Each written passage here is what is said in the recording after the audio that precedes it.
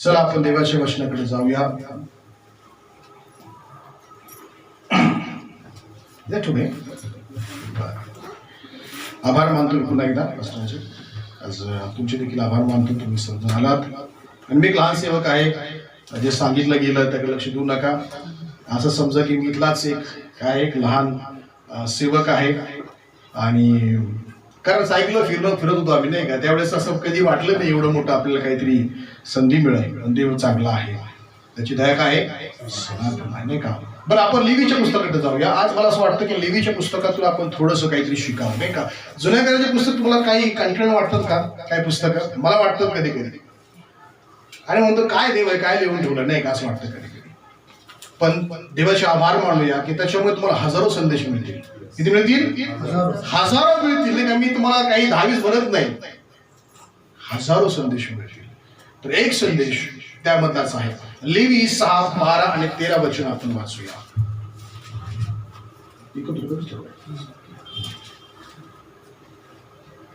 आणि वाचा, एक थोडा वेळ आपण घेऊया, ज्याला मिळेल तरी वाचा. वेदीवरील अग्नी तिच्यावर जळतच ठेवावा, तो विझू देऊ नये. याजकाने त्याच्यावर रोज सकाळी इंधने घालून तो पेटता ठेवावा आणि त्याच्यावर होम बली रचून शांत अर्पणाच्या चरबीचा होम करावा. वेदीवर अग्नी सतत जळतच ठेवावा, तो विझू देऊ नये. हालेलुया. वेदीवरचा अग्नी सतत जळत ठेवावा, तो विझू देऊ नये. हालेलुया. वचन सांगतं की अग्नी विझू द्यायचा नाही. याचकीय सेवेचं तुम्हाला काही नियम माहिती आहेत का? लेवीचं पुस्तक पुन्हा वाचायला सुरुवात करा. काय करा, हरकत नाही, तुम्हाला काही कळणार नाही, पण तू सुरुवात करा, नाही का. कारण जुन्या करारामधली सेवा हीच नव्या करारामध्ये आलेली आहे. लेवीची सेवा हीच काय नवीन करारामध्ये, म्हणून आपण तिथून सुरुवात केली पाहिजे. जुना करार परमेश्वर जर दिलेला आहे तर याचा अर्थ असं नाही उगाच दिला, नाही का.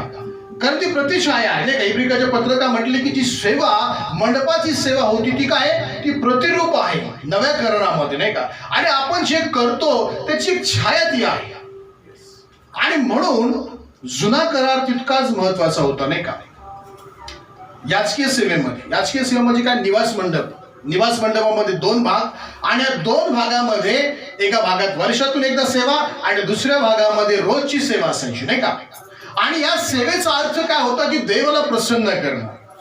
देव जर प्रसन्न तर तुम्हाला आशीर्वाद, नाही का. आणि देवाचा जर तुमच्यावर आशीर्वाद आहे तर तुम्ही काय होणार, तुमची उन्नती होणार, वाढ होणार. आणि हीच योजना परमेश्वराची इस्रायल लोकांविषयी होती, नाही का. मी जर पवित्र आहे तर तुम्ही काय व्हा, पवित्र व्हा. लेवीच्या पुस्तकाचं एक ब्रीद वाक्य आहे किंवा मुख्य शीर्षक काय बरं, मी जसा पवित्र आहे तसं तुम्ही काय व्हा, पवित्र व्हा. हेच आपल्या पुढे सांगितलं पेत्राने. तुमच्या आचरणात, वागण्यात काय राहा, पवित्र राहा, नाही का. म्हणजे जुना करार आणि नवीन करार, नाही का, हे कुठे साम्य आपल्याला दिसतो, नाही का.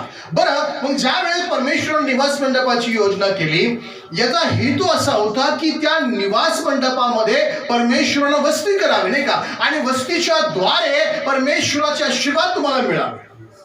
पूर्वीच्या काळामध्ये बघा, आज पण तुम्ही येरुशलेममध्ये गेला ना, येरुशलेममध्ये गेल्यानंतर वाचलं का,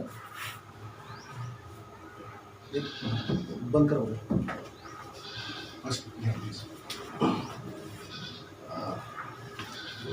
जुन्या करारात जर आपण काळामध्ये, प्राचीन काळामध्ये पाहिलं तर राजाचं जे घर होतं ते मध्यभागी असायचं. कुठं असायचं, एकदम मध्यभागी, नाही का. आणि त्याच्या आसपास छावणी असायचे किंवा लोक राहायचे, नाही का. परंतु त्याचं आसन नेहमी कुठं असायचं, मध्यभागी, नाही का. ही प्राचीन काळाची पद्धत होती, नाही का. म्हणजे मुख्य स्थान त्या राजाचं होतं, नाही का. आणि बघा, जर तुम्ही गणनाचं पुस्तक पाहिलं तर निवास मंडप एकदम मध्यभागी होता आणि त्याच्या भोवती 12 गोत्रांचं काय होतं, निवास स्थान होतं, नाही का. म्हणजे त्यांनी राहायचं, परंतु मध्ये हा निवास मंडप होता. आणि त्या ठिकाणी परमेश्वराने नेमलेली का होती, सेवा चालू होती, नाही का. बघा, मनुष्याने सेवा सुरू केली नाही, लक्षात घ्या. सेवेचं जर आपण सुरुवात जर पाहिली ती परमेश्वरानं केलेली, नाही का. मोशेनं सुरुवातीला बांधलं निवास मंडप आणि स्वतः सेवा सुरू केली, यज्ञार्पण, नाही का. नाही, हे परमेश्वरानं सुरू केलं. आणि लेवीच्या पुस्तकामध्ये आपल्याला या सेवेचं काय मिळतो, या ठिकाणी माहिती आपल्याला मिळते, नाही का. काही अर्पण त्यामध्ये होती जी काय होती, करा किंवा न करू, बरोबर आहे. काही अर्पण तुम्ही केली हरकत नाही, नाही केलं हरकत नाही, परंतु काही करणं अनिवार्य होतच. रक्त सांडल्या वाचून पाप क्षमा नाही. जर रक्ताचं अर्पण तुम्ही करणार नाही, तुम्हाला उद्धार मिळणार नाही, नाही का.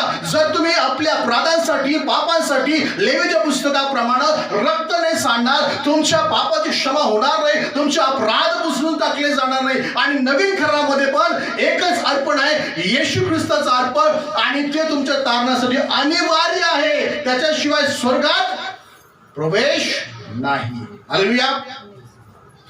दान अनिवार्य नाही, दशमांश अनिवार्य तारणासाठी. तसं पूर्वीच्या लेवीच्या पुस्तकामध्ये काही दान आणलं ठीक आहे, आणलं हरकत नाही, परंतु एक अर्पण होतं, रक्ताचं अर्पण, आणि ते अनिवार्यच होतं. होमार्पण नाही का, शर्बीचा यज्ञ, तो उत्तम यज्ञ देवाला दिलाच पाहिजे, ते अनिवार्य होतं.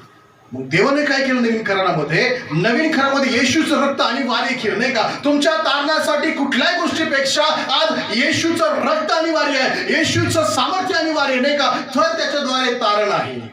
त्याने म्हटलं माझ्या वाचून कोणी पित्याकडे जाणारच नाही, नाही. काही नियम अटी आहेत का तिथं, आहेत नाही का. माझ्या वाचून, नाही का, मी जर आहे तर तुम्ही तिथं असणार आहे. येशू जर नसेल आपल्या जीवनामध्ये तर आपण त्या ठिकाणी जाऊ शकणार नाही. जुन्या कराराची प्रतिष्ठा कुठं आहे, नवीन करार. तुम्हाला समजते का काय बोलतोय मी, समजून घ्या, आम्हाला घाई नाहीये. आणि जरी समजलं तर तुम्हाला आजचा दिवस काय होईल, तुमच्यासाठी एक आशीर्वादित असं होईल, नाही का. आणि मग हे लेवीचं पुस्तक काही गोष्टी अनिवार्य आपल्याला सांगतो, नाही का. बरं, शुद्ध आणि अशुद्ध खाण्यापिण्याविषयी, नाही का. आजकाल आपण काय खावं काय नाही खावं हे लागू आहे का आपल्यासाठी, तुम्हाला काय वाटतं, लागू आहे का. शुद्धता आणि अशुद्धता असं पूर्वीच्या काळामध्ये तसं परमेश्वरनं काय केलं, शुद्ध आणि अशुद्धची काय केली, कॅटेगरी केली, नाही का.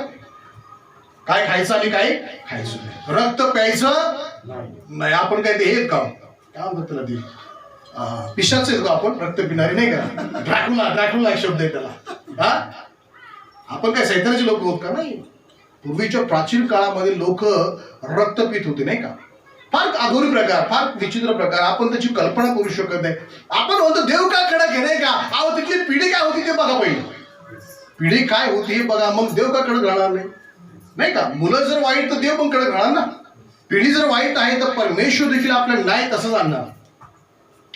आणि मग शुद्ध आणि अशुद्ध हे आपल्या लेवीच्या पुस्तकामध्ये पाहायला मिळतं. आज पण लागू आहे, काय खायचं काय खायचं, कारण तुम्ही देवाचे आहात, मंदिर आहात, नाही का. आणि तुमच्या ठाई पवित्र आत्मा वस्ती करतो. ज्या अर्थी लेवीचं पुस्तक आम्हाला सांगतं की निवास मंडपामध्ये वस्ती करतो, तर तुम्ही शुद्धता आणि सर्व नियमाचं पालन केलं पाहिजे.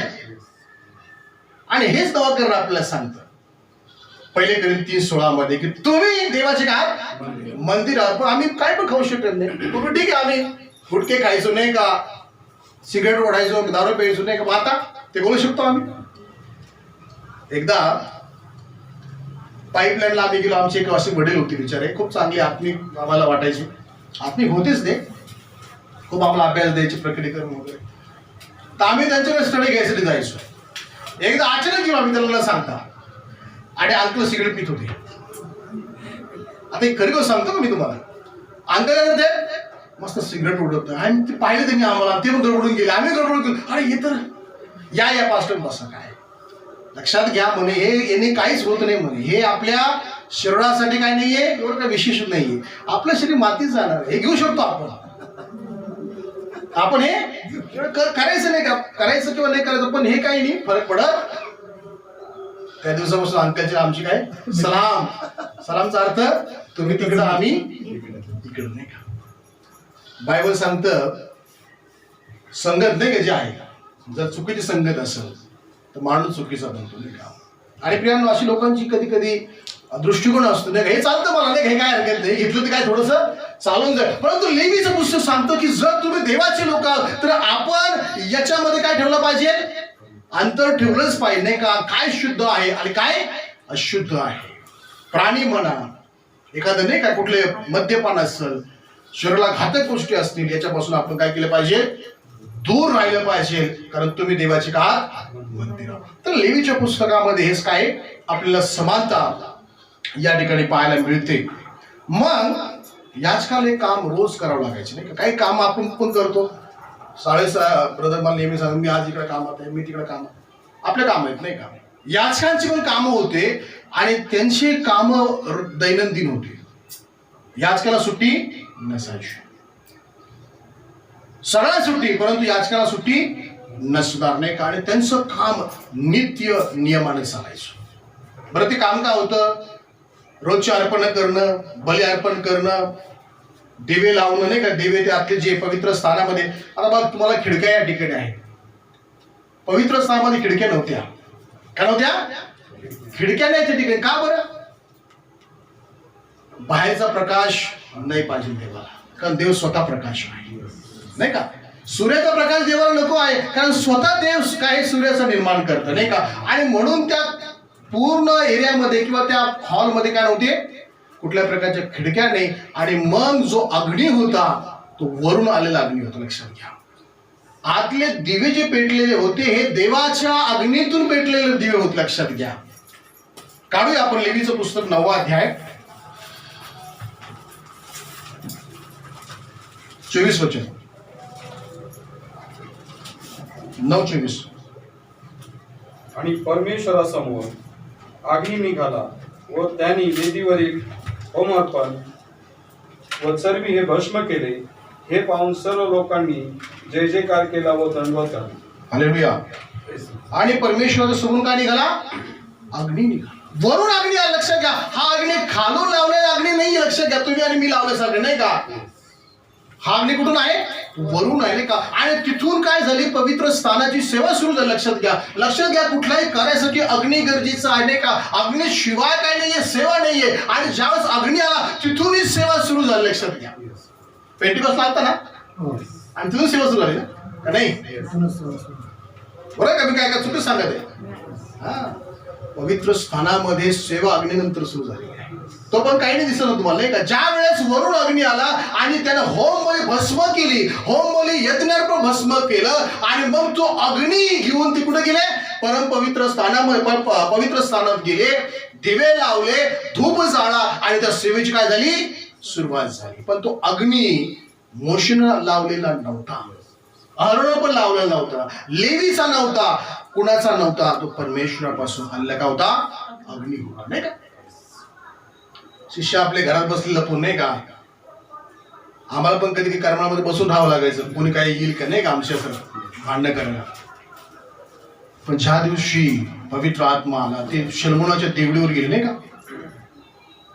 आणि अशिक्षित पेत्र, ज्याला बायबलचं काही ज्ञान नव्हतं, कुठल्या शास्त्राच्या अभ्यासामध्ये तो नव्हता, असं धैर्यानं वचन सांगितलं. त्या ठिकाणी 3000 लोकांचं काय झाला? बाप्तिस्मा झाला नाही का. सेवेची सुरुवात अग्नीपासूनच आहे नाही का. हे मला कळलंय. आपल्या सेवा कार्यामध्ये जर आग नसेल तर सेवा होणार नाही. वेदीवरचा अग्नी जो आला तो परमेश्वरापासून होता नाही का. आणि तिथून या सेवेची काय झाली?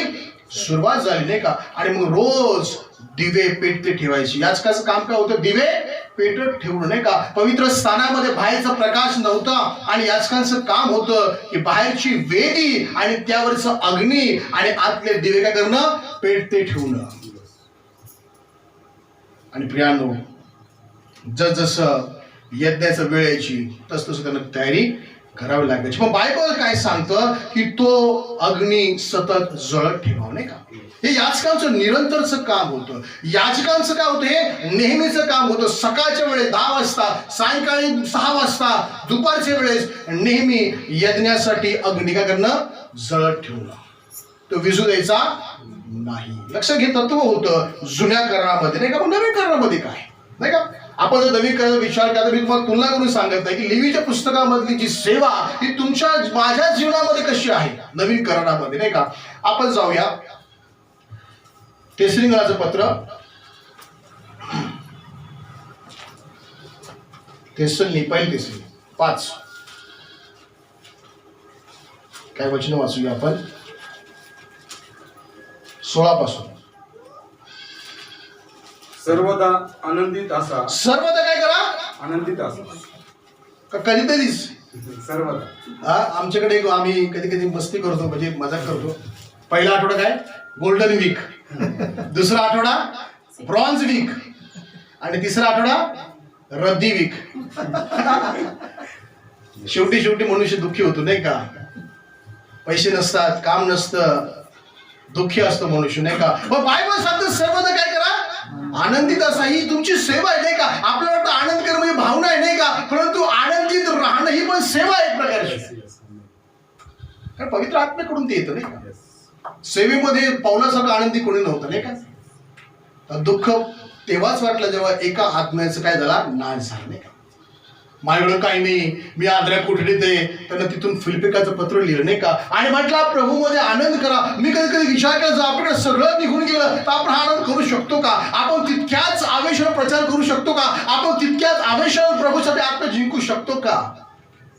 कारण सगळंच गेलं काय करायचं? का असं म्हणणार आपण त्या युवाच्या स्त्रीसारखं, काय घ्यायचा देवाचं नाव? गेलं की सगळं आता काय नाव घ्यायचं?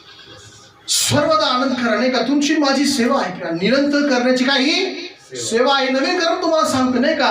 पुढं निरंतर प्रार्थना. हालेलुया. निरंतर प्रार्थना करा.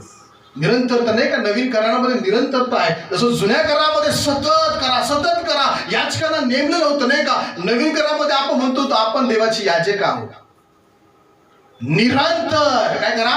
प्रार्थना करा. न थकता प्रार्थना करा नाही का? प्रार्थना नेहमी पाहिजे. प्रार्थनेशिवाय सेवाच नाही. प्रार्थनेशिवाय नाहीये सेवाच नाही. पहिला दिवस, दिवसातला पहिला भाग देवासाठी असू द्या नाही का? स्तुती, आराधना, प्रार्थना, आणि मग आपल्या दिवसाची सुरुवात करा. निरंतरता. आणि प्रियानो बायबल सांगतो किंवा पौल आपल्याला लिहितो निरंतर प्रार्थना करा. प्रार्थनेचे किती फायदे प्रियानो? प्रार्थना जर असेल ते अग्नीसारखं काय करतं? कार्य करतं नाही का? इंधनाचं कार्य करतं. अग्नी जर सतत जळत ठेवायचं असेल तर तुम्हाला इंधन पाहिजे. आणि प्रार्थना हे इंधन आहे. काय? मी थंड होणार नाही. होणार का? ज्याने प्रार्थना थांबवली त्याची सेवा थांबली. माझा अनुभव आहे नाही का? अनेक लोकांचा अनुभव. हडसन टेलर नाही का? एक देवाचे सेवक फक्त प्रार्थनेच्या बळावर ते नाही का त्या चीनमध्ये सेवा करू शकले. मरण पावले. किती हजार देवाचे सेवक उभे करून मरण पावले नाही का? कशाद्वारे? प्रार्थनेच्या बळावर नाही का? प्रियांनो प्रार्थना फार महत्वाची. तुम्ही जर प्रार्थना करत नसाल सुरुवात करा. निरंतरता नाही का? जशी याचकाच्या सेवेने का होती? एक निरंतर सेवा दिली होती नाही का? तुमच्या आणि माझ्या जीवनामध्ये परमेश्वर वचन हे पाळण्यासाठी नाही. फक्त आपल्याला वाटतं पाळकडी रोज प्रार्थना करायची नाही. तुम्हाला आणि मला सर्वांसाठी प्रार्थना अनिवार्य आहे. आपलं वाटतं रेवरच्या जायचं अनिवार्य. वास पाळकाच्या हातामध्ये 200 टाकायचे आणि संपला, ड्युटी संपली माझी. ड्युटी नाही संपत तुमची नाही का? निरंतर प्रार्थना केलीच पाहिजे. निरंतरता तुमच्या जीवनात असली पाहिजे नाही का? हे फक्त पाळकाच्या जीवनातला भाग नाही. प्रार्थना प्रत्येकासाठी आहे. येशू म्हटलं फक्त पाळकाची प्रार्थना करा आणि तुम्ही झोपून जा, हरकत नाही. पेत्र अनेक ठिकाणी झोपला. मला वाटतं पेत्रासारखा झोपळा माणूस कोण नसेल नाही का? ज्यावेळेस गेतसेमनी बागेत गेला तिथं झोपलेलाच होता नाही का? अरे उठ रे भाऊ प्रार्थना कर. नाही गरज नाही. मोठ्या अडचणीत सापडलं नाही का? तुरुंगात पडला तिथं झोपला होता नाही का? देव अरे उठ बाबा, तो जायची वेळ झाली तुझी आता. पेत्र झोपेतच असत त्या बिचारा, पण त्याला देवानं सावरलं.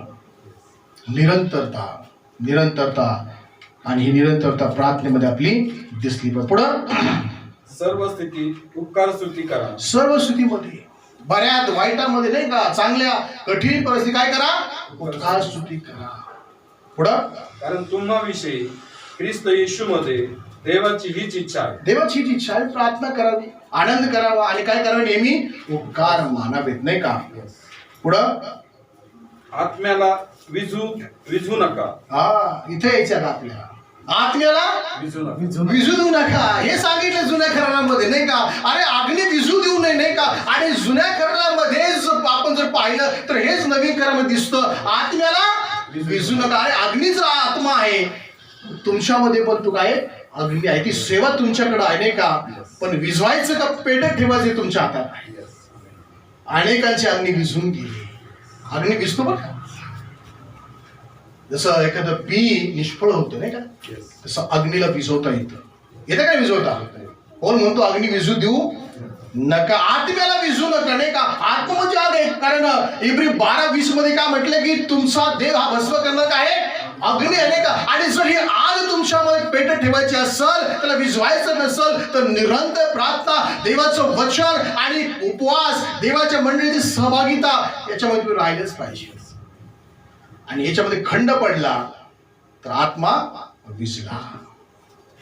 अनेकांची सेवा थंड, कार्य थंड, नाही कशामुळे बरं, निरंतरता नाही का. सेवा थोडस बिझनेस करू, मला पण लोक यायचे, साहेब एलएसचं करता का, आरसीएमचं करता का. अरे बाबा जा तिकडच, तू नाही का तिकडच करतो, आणि आज तेच करत येते फक्त, नाही का. जे पाचरण आहे त्या पाचरणामध्ये आपण चाललंच पाहिजे. जे करतात त्याला मी दोष देत नाही, परंतु निरंतरता आपल्या जीवनामध्ये नसणार ना तर आपण थंड होऊन जाणार. आत्म्या विझू नका, वेदीवरचं अग्नी सतत जळत राहावं, नाही का. आणि त्यासाठी इंधन पाहिजे, आणि प्रार्थना हे इंधन आहे. देवाच्या वचनाचं इंधन तुमच्याकडे पाहिजे, तर तुम्ही पेटते राहा, नाही का. आणि पेटणारा माणूस जगाला प्रकाश दाखवतो. दिवे विजायला लागले 5-6 मूर्ख कुमारिकेचा, पळायला लागले, तेल आणले इकडं तिकडं, नाही का. काय उपयोग झाला, इंधनच संपलं, नाही का. अनेकांचं इंधन संपलेलं आहे, अनेकांच्या सेवेतलं इंधन संपले, जीवनातलं इंधन. मी अनेक लोक पाळ्या, फार आवेशी लोक, नाही का, संपलं. काय झालं, संपलं. काय कारण असं मला माहित नाही, अनेक कारण तर, नाही का. बायबल पैशाचं लोभ, संसाराची चिंता, इतर गोष्टी, नाही का, हे आम्हाला भगून नेतात, नाही का. येशूने एक दाखला सांगितला पेरणाऱ्याचा, आणि तो म्हटला पहिलं बी पडलं कुठं, वाटेवरच पडलं, नाही का. आणि ते पहिले कुणी काढलं, खाल्लं पक्षानं, सैतान उचलून दिलं, नाही का. उचलणारा पहिला सैतान असतो, नाही का. आणि नंतर तो आपल्या जगाच्या गोष्टी टाकून देतो. पहिलं तो स्वतः येतो, नाही का, नंतर जगाच्या गोष्टी सोडून देतो, नाही का आपल्याला, आणि म्हणतो चला आता यांची वाढ खुंटू द्या, नाही का. प्रियांनो, अग्नी विझू नका, मीठ असू द्या असं म्हटले, नाही का. मीठ असा अर्थ काय, प्रेम, शांती, हे पण आपल्यामध्ये असू द्या. अग्नी पण असू दे, नाही का. अग्नीचा अर्थ फक्त पवित्र आत्मा नाही, प्रीती आहे, नाही का. कारण प्रेम कोण आहे, परमेश्वर आहे. जर तो अग्नी आहे तो कोण आहे, तो प्रीती पण आहे, नाही का. आणि प्रीती आपल्यामध्ये काय होऊ नये, थंड होऊ नये का. येशू ख्रिस्तानं काय म्हटलं प्रकटीकरणामध्ये,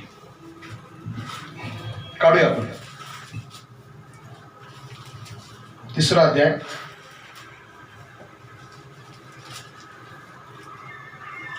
15 आणि 16 वाचा.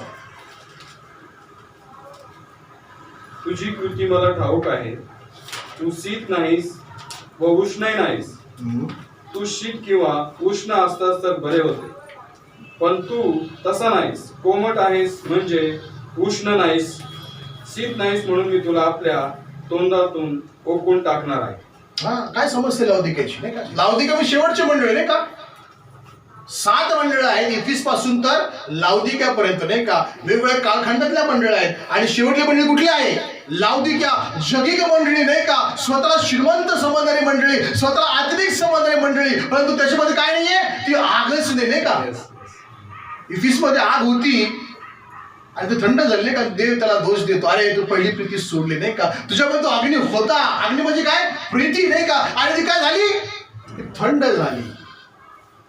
लावदिकामध्ये काहीच नाही, नाही का. धड काय नाही, अग्नी पण नाही, आग पण नाही, आणि थंड पण नाही, कोमटपणा, नाही का. त्या ठिकाणी असं म्हणतात की ते झरे होते, कसले, भरम पाण्याचे डोंगरावर, आणि ते वरून खाली यायचे, आणि खाली येताना काय व्हायचे, कोमट व्हायचे.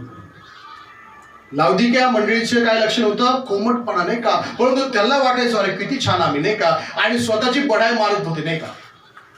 जसे एखादा एक मनुष्य, 2 मनुष्य आतमध्ये गेले मंदिरामध्ये, आणि एक मनुष्य होता, नाही कोण होता, जकादार होता, नाही का. जकादारने परुषाकडे पाहिलं, त्या परुषाने जकादारकडे पाहिलं, दोघांनी पाहिलं. दोघं वेगळ्या गटातले, एक धार्मिक आणि एक सारा पापी व्यक्ती, नाही का. आणि मग एकाने प्रार्थना सुरू केली की देवा आम्ही फार चांगलाय, अमुक आहे तमुक आहे, आणि देवाने त्या प्रार्थनेकडे लक्ष दिलं नाही. परंतु ज्या वेळेस त्या जकादारने प्रार्थना केली, 2 शब्दाची प्रार्थना केली, काय बरं, देवा आपस पाप्यावर 2 पश्चातापाचे शब्द तो स्वर बोलला, 2 पश्चातापाचे शब्द तो जकादार बोलला, आणि प्रियानं त्यांचं तारण झालं, नाही का. साधारण गोष्ट आहे प्रियानो. जोपर्यंत आम्ही नम्र होणार नाही, आत्मिक दृष्ट्या दीन होणार नाही, तोपर्यंत प्रभू आपल्यावर दया करणार नाही. लक्षात घ्या. आपण जर म्हटलं मी आत्मिक श्रीमंत आहे, मी अमुक आहे, परंतु देव म्हणतो तू कसा आहेस, उघडा वागडा आणि काय आहेस, आंधळा आहेस. तुझ्याकडे आत्मिक दृष्टी नाही वचनाची, तुझ्याकडे सोनं नाही मी जे माझ्याकडे नाही का, विश्वास नाही तुझ्याकडं, तुझ्याकडे अंजन नाही, पवित्र आत्मा नाही. आता प्रकटीकरण अनेकदा आपण वाचला असं नाही का, पण मर्म कधी कधी कळत नाही. काहीतरी आपण बघूया या विषयावर नाही का. परंतु प्रियांनो, मला एवढंच सांगायचं आहे, मी फार लांबत नाही, मला त्या एरियामध्ये जातो मी, 1.5 तास देतो मला. किती तास? 1.5 तास बोला नाही का, किंवा अजून एखादा संदेश घ्या, परंतु माझी जास्त बोलण्याची काही नाहीये, सवय नाही. थोडं असू द्या, कसं असू द्या, चांगलं असू द्या. अग्नी विजू देऊ नका नाही का. अग्नीचं विजला आत्मिक जीवन संपलं. काय फायदा काय सांगा. पण विजले चुलीवर ठेवला तवा, बसले भाकरीची वाट बघा, कधी येईल आता भाकर नाही का, नाही माशी येतील, माशा येतील. काय येतील? पण जेव्हा ते स्टोव पेटला जाईल, तवा गरम होईल, माशा उडून जाते. साधं तत्व आहे नाही का, एक साधं तत्व अग्नीचं एकच आहे नाही का. अग्नी म्हणजे परिवर्तन आहे. काय? स्थितीमध्ये बदल आहे. अग्नी म्हणजे काय? स्थितीमध्ये बदल नाही का. आपण बर्फाच्या गोळ्याकडे पाहणार नाही इतक्या वेळ, परंतु त्या अग्नीकडे आपण पाहतो नाही का. फार गरजेचं आहे आपल्याला. आग म्हणजे फक्त आवेशाने नाचणं नाही बरं का, आग म्हणजे प्रीती आहे. आपल्याला आग म्हणजे नुसतं नाचत आणि नुसतं अन्य भाषा बोलत, अरे झाड आग्ने आला नाही, कारण घरी जाऊन शिव्या दिल्या तिकडे. कुठे गेला तो आग्ने तुमचं नाही का. म्हणजे मी सर्व या मंडळ्या आपलीच मंडळी म्हणून मी एवढं सांगत आहे, मी टीका करत आहे, परंतु अशी परिस्थिती आज आहे. लोकांना वाटतं अग्नी म्हणजे काय, अन्य भाषा बोलायच्या. अग्नी म्हणजे काय, नाचायचं, उधायचं, कुदायचं, लोळायचं. काय नाही, लोळतं लोक.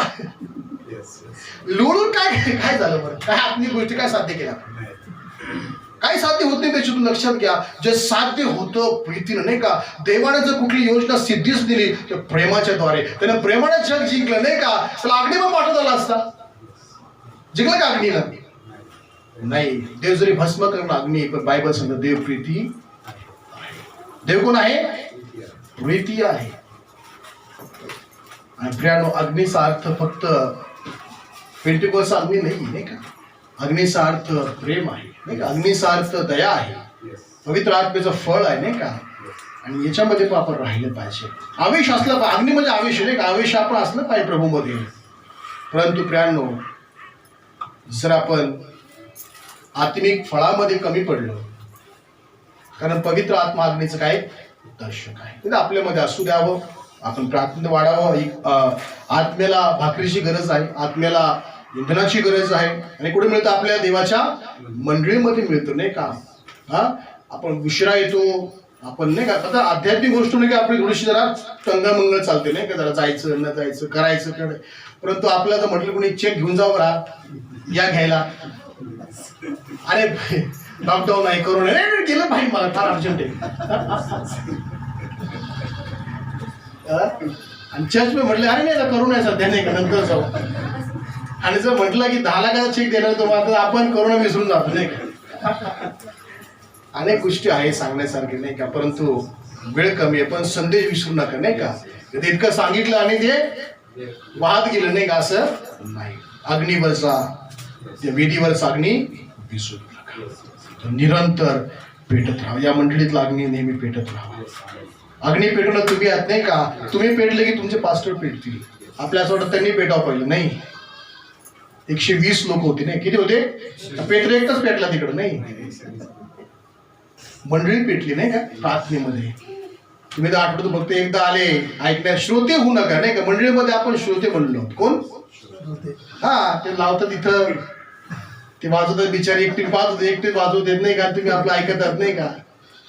कार्यक्रम आहे का चर्च मध्ये? नाही, कार्यक्रम नाही. हा जिवंत देवाची मंडळी आहे नाही का. हे कार्यक्रम असं झालं, बोलू आमंत्रण केलं, या व्हा.